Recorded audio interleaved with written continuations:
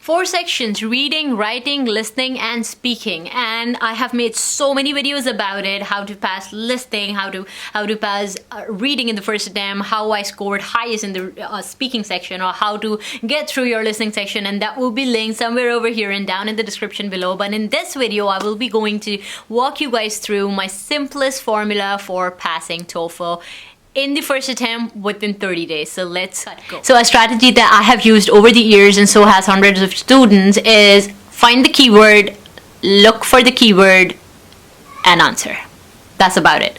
No hanky-panky, no teeny tiny details. This strategy is common to listening and reading. You just have to find the keywords. That's about it. And I saw so many comments of people asking in the comments how to find these keywords. Is there a cheat sheet to memorize these keywords, etc.? So I'll give you a small example over here just to make it clear in your head. So let's say we had a paragraph which was about how dinosaurs became extinct. Now, the first question that was thrown to us in the TOEFL reading session is, on which places did dinosaur first became extinct? Now, what do you think the keywords would be? Dinosaur, extinct? No. The keywords would be places, first. So we're just gonna hop on to, after reading the question, we're going to hop on back to our paragraph and to find the words places and first. And once we find those words, we are just going to read that entire sentence with the word places and first, and we should have our answer. That's it. It's that easy. There is no cheat sheet to memorize all the keywords and stuff. They're there in your question, and you just have to look for them. And this is going to come very natural with practice, trust me. Coming to the listening section, I'm going to use the same example just to put it together for you guys. So we had a listening from some professor giving us lecture about how dinosaurs became extinct. And the first question that got thrown to us in the TOEFL listening section, yes, you get that right. In which places dinosaurs first became extinct? Now, same strategy to follow like we did in the reading section. Look for keywords and then answer. So the keywords would be places and first. Now, instead of going back to the paragraph like we did in the reading section, we're going to go back to our notes. And again, it's an entirely different topic, how to take notes on TOEFL, because that's where the art lies in. And I have tons and tons of videos made about it, which would be linked over here and in the description down below. And I also have a masterclass on TOEFL that will be going live soon, and I will be sharing more information with you guys about it, but more on that later on in the video. For now, we're going to go back to our notes and look for the same keywords, yes, places and first. Once we find those keywords, we're just going to read that very sentence with the keyword that we wrote, and 99% of the time that is going to be our answers. So in this way, you won't have to skim through your entire notes and waste time answering just one question on the TOEFL listening section. You just have to look for the keywords, listen for the keywords, look for the keywords, and then answer. That's about it. The speaking and writing section, it's really easy, trust me, and it's not that complex and hard like many people make it sound like.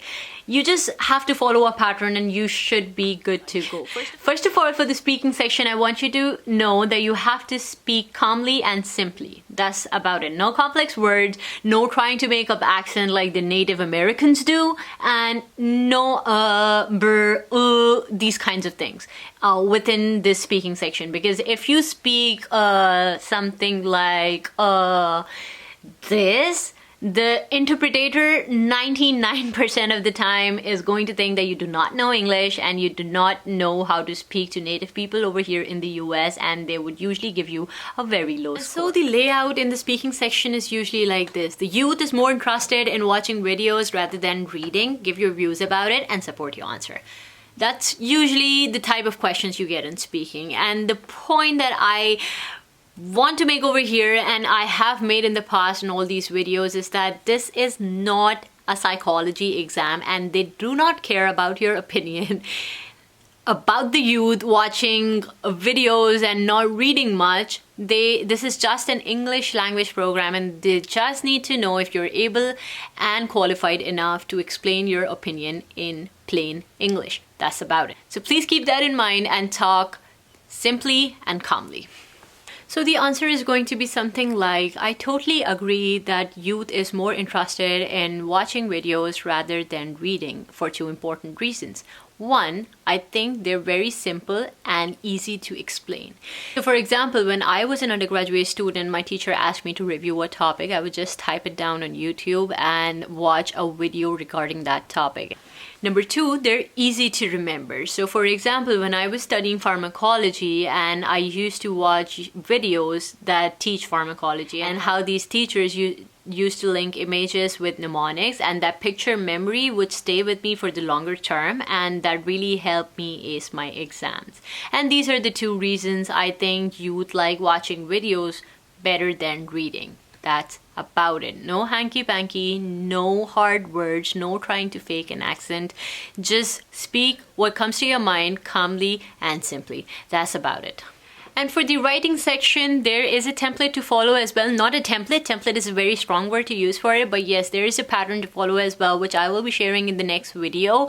But before we hop on to that, I would like to tell you guys that I am launching a brand new course on TOEFL that's going to be live very soon. And I will be sharing the link to register to that course before it gets live, so you can get all the early access perks and everything like that. But yes, thank you very much for watching this video, and if this video provided you any value, please don't forget to hit the like button, subscribe to my channel, follow me on Instagram, that's MetNerdygram, and I will see you guys again next time in the next video. Peace.